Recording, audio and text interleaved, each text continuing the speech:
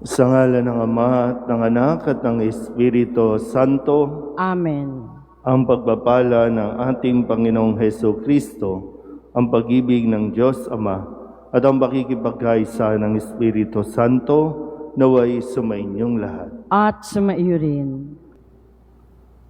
Ialay natin ang wisang ito para sa kagalingan ng lahat ng mga may sakit. Mga kapatid, aminin natin ang ating mga kasalanan upang tayo'y maging marapat gumanap sa banal na pagdiriwang. Inaamin ko sa makapangyarihang Diyos at sa inyo mga kapatid na lubha akong nagkasala sa isip, sa salita at sa gawa at sa aking pagkukulang. Kaya isinasamo ko sa mahal na Birhen Maria, sa lahat ng mga anghel at mga banal, at sa inyo mga kapatid na ako'y panalangin sa Panginoong ating Diyos. Kaawaan tayo ng makapangyarihang Diyos, patawarin tayo sa ating mga kasalanan, at patnubayan tayo sa buhay na walang hanggan. Amen. Panginoon, kaawaan mo kami. Panginoon, kaawaan mo kami. Kristo, kaawaan mo kami. Kristo, kaawaan mo kami. Panginoon, kaawaan mo kami. Panginoon, kaawaan mo kami. Manalangin tayo. Ama naming makapangyarihan, ipagkaloob mo sa amin ang lakas upang alalayan kaming mga mahihina. Ngayong ginugunita ang kalinis-linisang ina ng Diyos at kaming idinadalangin niya'y makabangon nawa sa pagkalugmok sa kasalanan. Inilulog namin ito sa pamamagitan ni Jesucristo kasama ng Espiritu Santo magpasawalang hanggan. Amen. Unang aklat ng mga hari. Noong mga araw na iyon, tumindig si Solomon sa harap ng dambana ng Panginoon. Itinaas niya ang mga kamay at nanalangin ng ganito: Panginoon, Diyos ng Israel, sa langit at sa lupa'y walang ibang Diyos na tulad ninyo. Tapat kayo sa inyong mga pangako, sa inyong mga alipin. Walang maliw ang pag-ibig na ipinadadama ninyo sa kanila habang sila'y nananatiling tapat sa inyo. Maaari bang manirahan sa lupa ang Diyos? Kung ang langit, ang kataas-taasang langit, ay di sapat na maging tahanan ninyo, ito pa kayang hamak na tahanang aking itinayo? Gayunman, dinggin ninyo ang dalangin at pagsamo ng inyong alipin, O Panginoon, aming Diyos. Dinggin ninyo sa araw na ito ang panawagan ng inyong alipin. Huwag ninyong iwaglit sa inyong paningin araw-gabi ang templong ito. Yamang kayo ang may sabi na ang pangalan ninyo'y mamamalagi rito. Sa gayon, maririnig ninyo ang bawat dalangin ng inyong alipin tuwing mananalangin sa pook na ito. Dinggin ninyo ang inyong alipin at ang inyong bayan tuwing kami mananalangin sa lugar na ito. Dinggin ninyo kami buhat sa inyong luklukan sa langit at patawarin ninyo kami. Ang salita ng Diyos. Salamat sa Diyos. Ang tugon po sa bawat saknong ng salmo. Ang templo mo'y aking mahal, Diyos na makapangyarihan. Ulitin po natin. Ang templo mo'y aking mahal, Diyos na makapangyarihan. Nasasabik ang lingkod mong sa patio mo ay pumasok. Ang buo kong pagkatao'y umaawit na may lugod. Sa masayang pag-awit ko, pinupuri buhay na Diyos. Ang templo mo'y aking mahal, Diyos na makapangyarihan. Panginoon, sa templo mo mga mayay nagpupugad, mga ibong layang-laya, sa templo mo'y nagagalak. May inakay na kalinga sa tabi ng iyong altar. O Poon, Hari namin at Diyos na walang kupas. Ang templo mo'y aking mahal, Diyos na makapangyarihan. Mapalad na masasabi, silang dooy tumatahan. At palaging umaawit, nagpupuring walang hanggan. Basbasan mo, Panginoon, yaong hari naming mahal. Pagpalain mo pa siya, yamang ikaw ang humirang. Ang templo mo'y aking mahal, Diyos na makapangyarihan. Kahit isang araw lamang, gusto ko pang sa templo mo, kaysa 1,000 araw na iba ang tahanan ko. Gusto ko pang maging bantay sa pinto ng iyong templo, kaysa ako'y mapasama sa masasamang mga tao. Ang templo mo'y aking mahal, Diyos na makapangyarihan. Alleluia, Alleluia, Alleluia. Sa salita mo akitin ang puso ko at loobin, nang ikaw ay aking sundin. Alleluia, Alleluia, Alleluia. Sumainyo ang Panginoon. At sumaiyo rin. Ang mabuting balita ng Panginoon ayon kay San Marcos. Papuri sa iyo, Panginoon. Noong panahong iyon, may mga Pariseo at ilang iskribang galing sa Jerusalem na lumapit kay Jesus.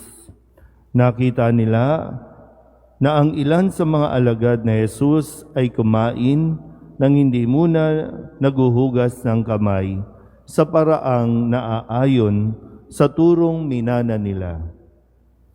Ang mga Hudyo, lalo na ang mga Pariseo, ay hindi kumakain hanggat hindi nakapaghuhugas ng kamay ayon sa mga turong minana nila sa kanilang mga ninuno.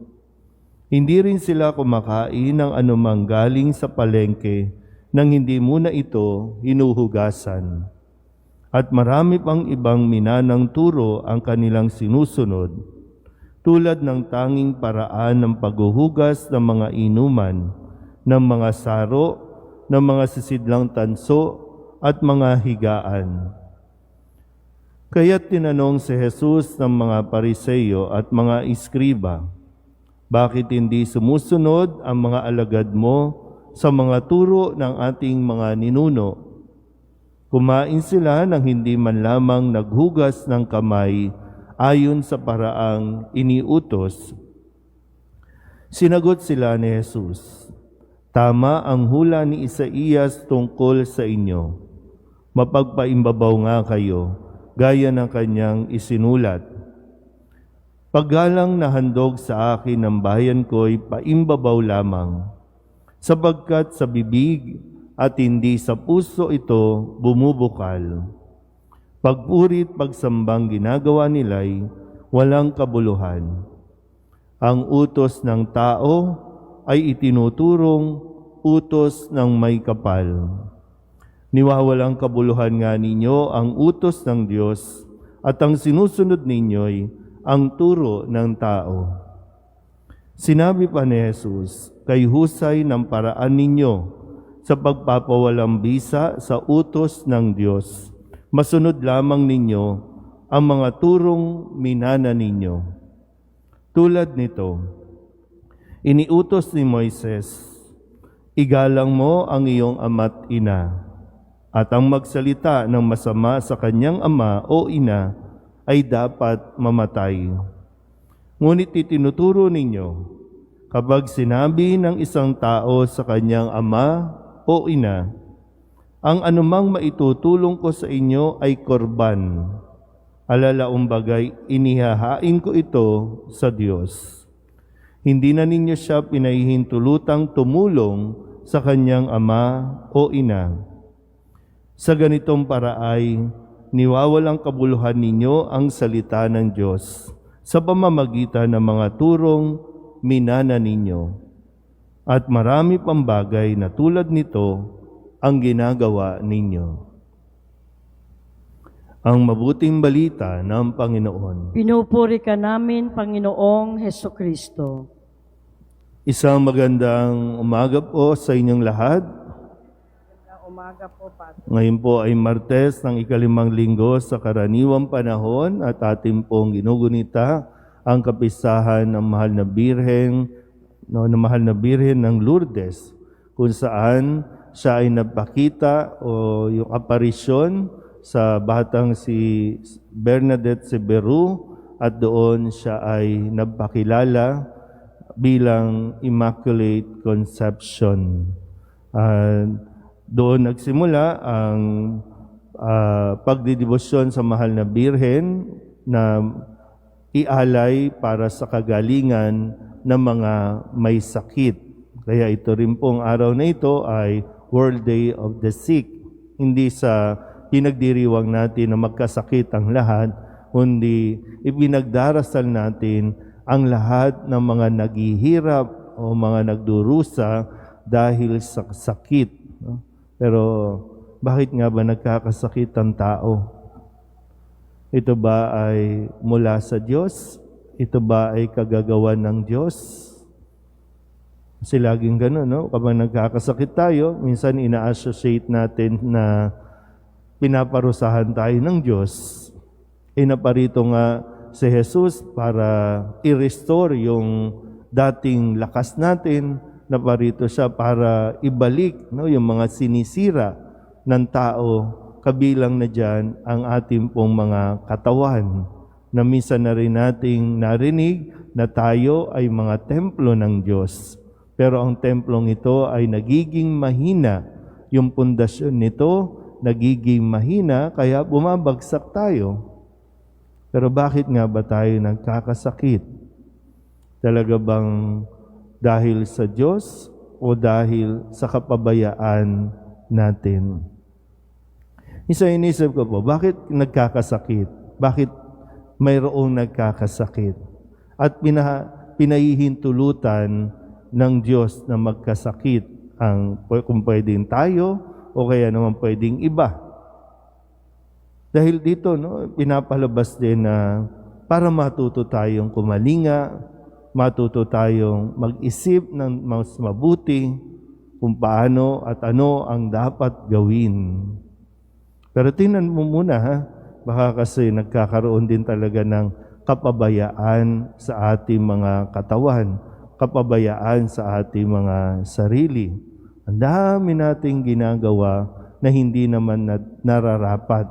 Ang dami tayong iniisip, mga pinagkakaabalahan na hindi naman na dapat intindihin pa. Kaya nga sabi din ni Jesus, di ba? Masyado kayong nababahala sa mga alalahanin sa mundong ito. Kaya ipagdasal natin, no? Lahat ng mga kakilala natin ng mga may sakit, mga nagdurusa, mula bata hanggang matanda, no, na nakakaranas ng pagkakasakit. At dawa, matugunan din natin ang kanila pong mga pangangailangan. Mahalaga po kasi yun, no? Kaya nga, sabi ko nga kanina, bakit pinapahintulot ng Diyos na maranasan natin ito? Para palitawin din sa atin ang kabutihang loob, ang pagmamalasakit natin.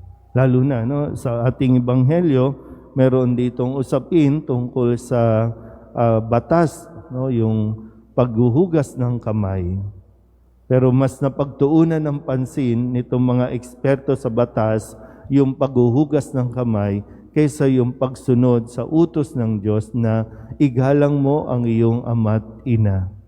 Sabi ni Jesus, ang dami niyong batas na ginagawa na mga minamana, pero yung essential, yung mahalaga ay kinakaligtaan natin at nagkakaroon ng exemption. Sabi niya, no? O kapag ang isang tao nagdala ng offering at sinabing ito ay para sa Diyos, ina-acknowledge niya, okay na yan. O para bang justifiable na, wag mo nang tulungan ang iyong mga magulang. Okay, wag mo nang tulungan ang mga may sakit. Kasi in-offer mo para sa Diyos. Naalala niyo ba minsan, no, kapag kung titingnan lang natin, no, kapag nag-o-offer tayo sa misa, no, mga prutas, mga pagkain, supposedly ito ay, no, para sa mga may sakit o para sa mga may hirap. Pero lagi natin mas inuuna natin yung pag-aalay samantalang mayroong mas nangangailangang kumain. So alin doon, no, ang ating mas pahahalagahan?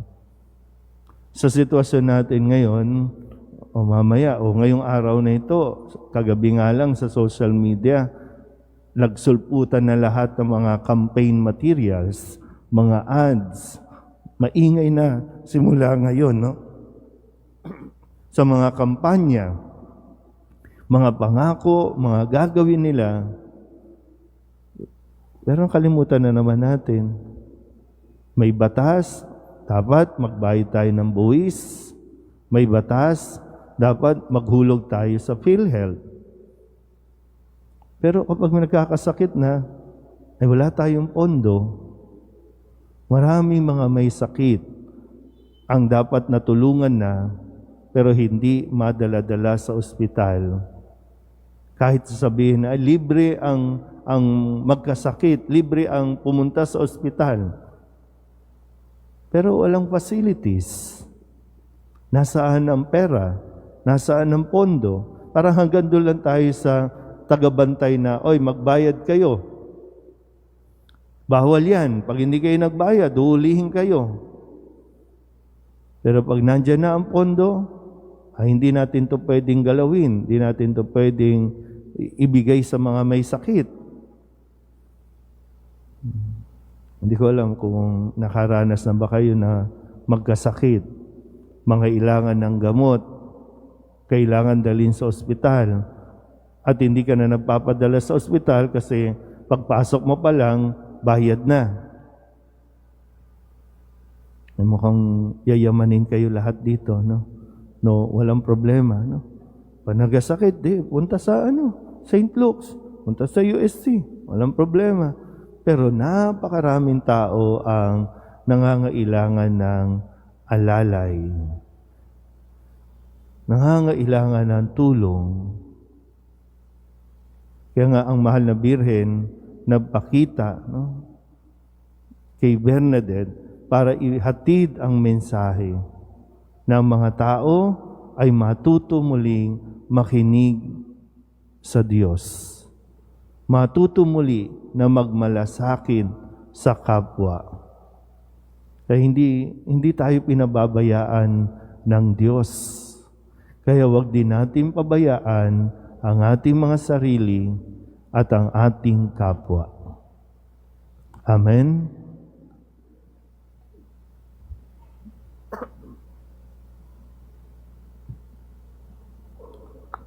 Diyos ng hiwaga, nasa tabi ka namin at nalalaman mo kung ano ang bumabagabag sa amin. Kaysa ni Maria, ang ina ng iyong anak at aming ding ina, tumatawag kami sa iyo. Ang ating itutugon, Panginoon, umaasa kami sa iyo. Panginoon, umaasa kami sa iyo. Ang Santo Papa, mga obispo, mga pari, at mga relihiyoso, naway maging tapat sa kanilang pangako sa Diyos. Manalangin tayo sa Panginoon. Panginoon, umaasa kami sa iyo. Ang mga mananampalataya, naway palakasin ang kanilang pagtitiwala at pananalig sa iyong tulong at maging handa nawa silang sundin ang iyong kalooban. Manalangin tayo sa Panginoon. Panginoon, umaasa kami sa iyo. Ang mga pinahihirapan ng mga natatagong sakit, naway magpasan ng kanilang krus ng buong tapang, lalo na kung walang nakahandang dagling panlunas. Manalangin tayo sa Panginoon. Panginoon, umaasa kami sa iyo. Ang mga may sakit, naway makatagpo ng kagalingan. Manalangin tayo sa Panginoon. Panginoon, umaasa kami sa iyo. Ang namayapa naming mga kaanak at mga kaibigan, naway tumanggap ng kanilang gantimpalang langit. Manalangin tayo sa Panginoon. Panginoon, umaasa kami sa iyo. Idulog din natin sa Panginoon ang ating mga personal na kahilingan at mga panalangin para sa ating mga pamilya, kasama din ang mga kahilingan ng mga nanonood sa online. Lahat ng mga misang pasasalamat, special na intensyon, agarang paggaling ng mga may sakit, at ang lahat ng mga kaluluwa na inihiling na ipagdasal sa misang ito.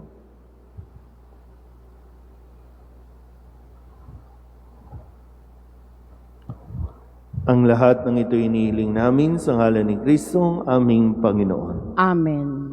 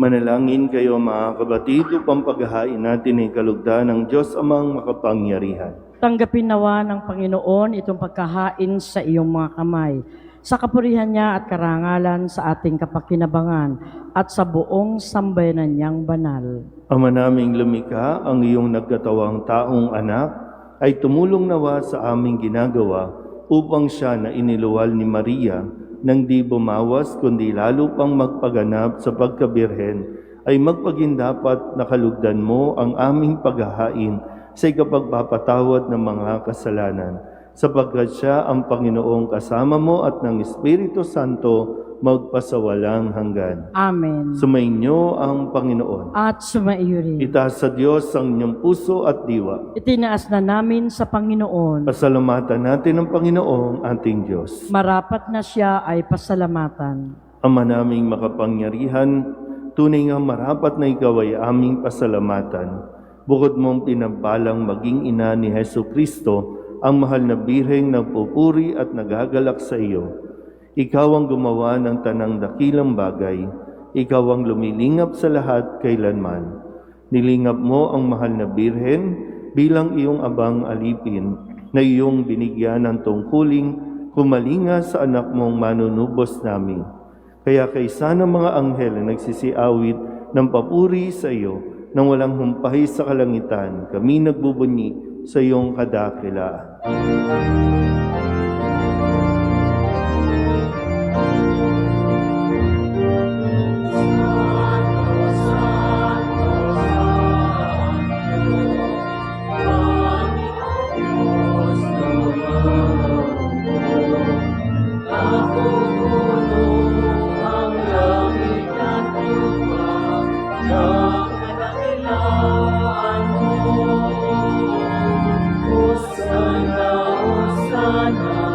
Sa kaitasan, Hosana, Hosana, sa kaitasan.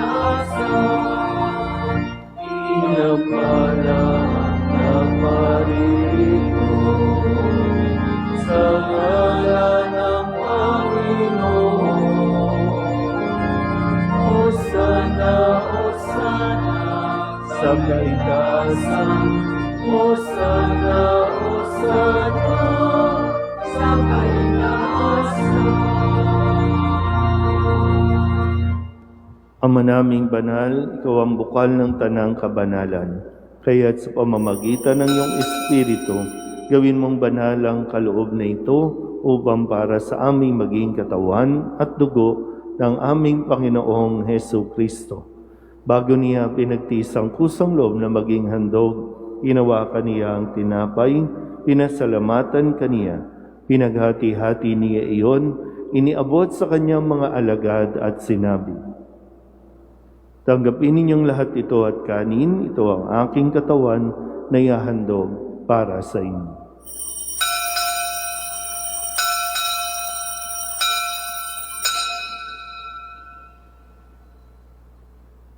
Gayun din naman nang matapos ang hapunan, hinawakan niya ang kalis, muli kaniyang pinasalamatan. Iniabot niya ang kalis sa kanyang mga alagad at sinabi, "Tanggapin ninyong lahat ito at inumin. Ito ang kalis ng aking dugo ng bago at walang hanggang tipan. Ang aking dugo na ibubuhos para sa inyo at para sa lahat sa ikapagpapatawad ng mga kasalanan. Gawin ninyo ito sa pag-alaala sa akin."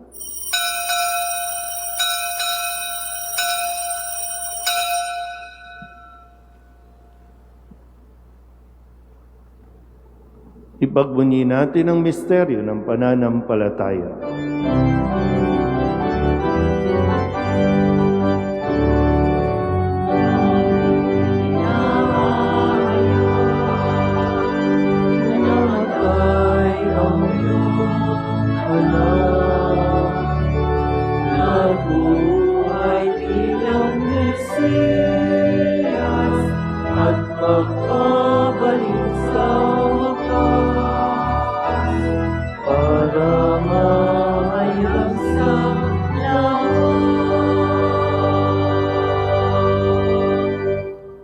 Ama, ginagawa namin ngayon ang pag-alaala sa pagkamatay at muling pagkabuhay ng iyong anak, kaya iniaalay namin sa iyo ang tinapay na nagbibigay buhay at ang kalis na nagkakaloob ng kaligtasan. Kami nagpapasalamat dahil kami iyong minarapat na tumayo sa harap mo para maglingkod sa iyo. Isinasamo namin kami magsasalo-salo sa katawan at dugo ni Kristo ay mabuklod sa pagkakaisa sa pamamagitan ng Espiritu Santo. Ama, lingapin mo ang iyong simbahang laganap sa buong daigdig. Puspusin mo kami sa pag-ibig kay San Francisco na aming Papa at ni Jose na aming Obispo at ng Tanang Kaparian. Alalahanin mo si Maria Malike na tinawag mo mula sa daigdig na ito. Nung siya'y binyagan, siya'y nakaisa ni Kristo sa pagkamatay.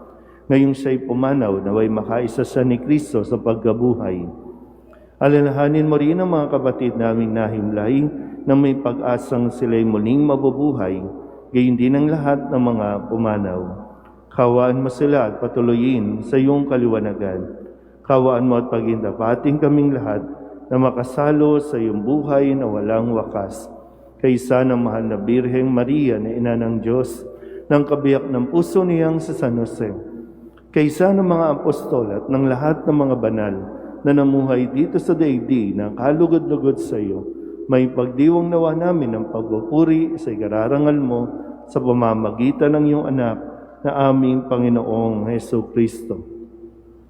Sa pamamagitan ni Kristo, kasama niya at sa Kanya, ang lahat ng parangal at papuri ay sa iyo, Diyos Amang makapangyarihan, kasama ng Espiritu Santo, magpasawalang hanggan.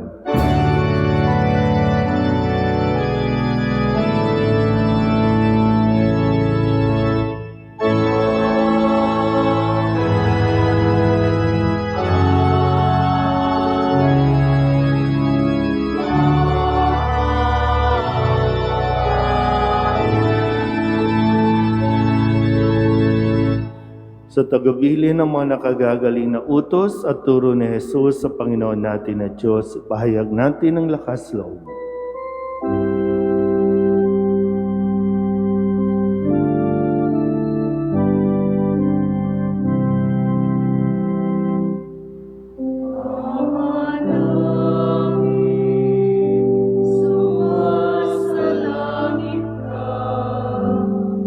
Sambahin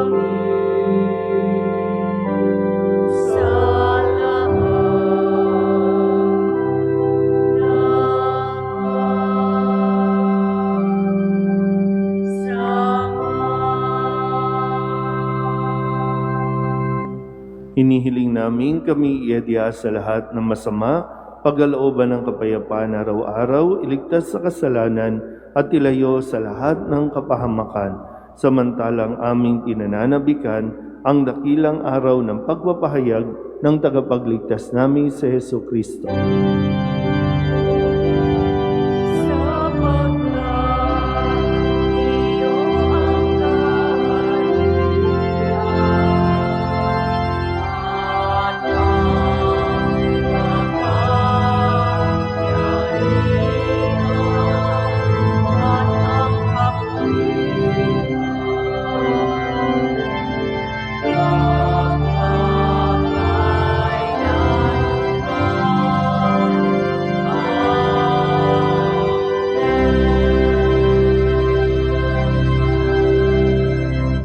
Panginoong Hesu Kristo, sinabi mo sa iyong mga apostol, kapayapaan ang iniiwan ko sa inyo, ang aking kapayapaan ang binibigay ko sa inyo.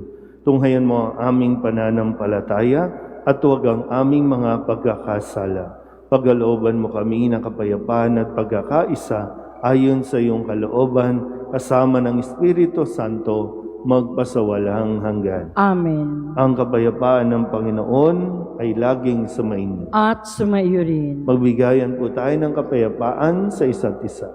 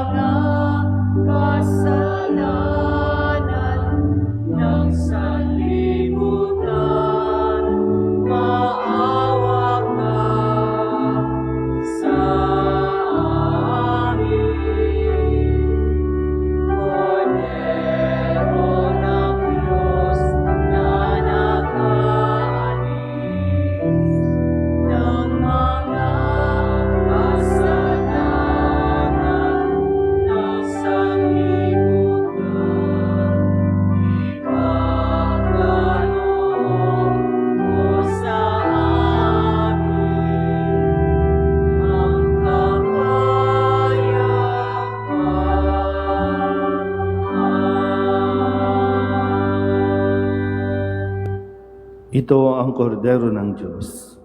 Ito ang nag-aalis ng kasalanan ng sanlibutan. Mapalad ang mga inaanyayahan sa kanyang piging. Panginoon, hindi ako karapat-dapat na magpatuloy sa iyo, ngunit sa isang salita mo lamang ay gagaling na ako.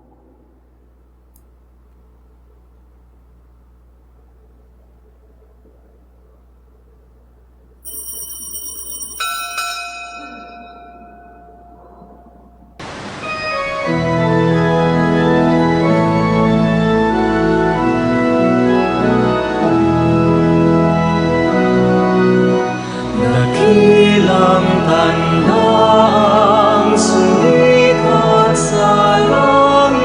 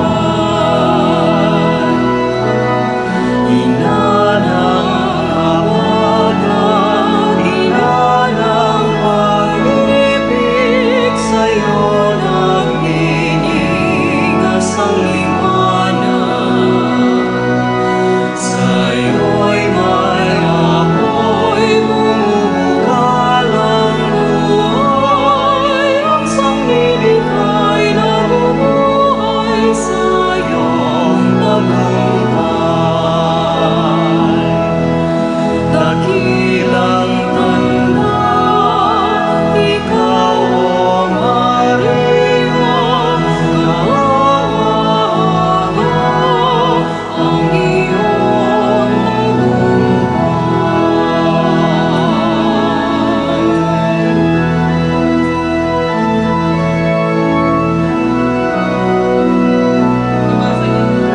Please stand.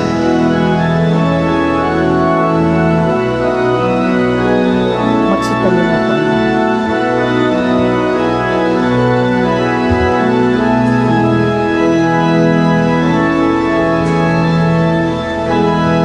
po tayo.